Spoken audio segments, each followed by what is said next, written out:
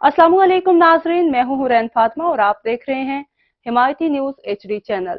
नजर डालते हैं आज की अहम खबर पर। खबर शामिल करते हैं इस्लामाबाद से। लाइफ सेवर वेलफेयर ऑर्गेनाइजेशन की 13वीं सालाना तकरीब के मौका पर ग्रीन पाकिस्तान प्रोजेक्ट पर काम करने वाली रावलपिंडी इस्लामाबाद की 20 से ज़ायद तंजीमों और सिविल रजाकारों को hero of the nation award से नवाजा गया।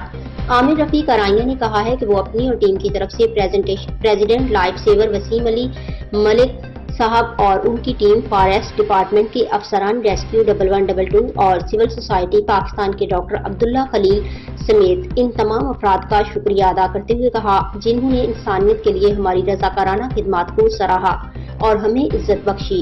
इंशाल्लाह मुल्क और कौम की खिदमत की ये सफर यूं ही जारी रहेगा।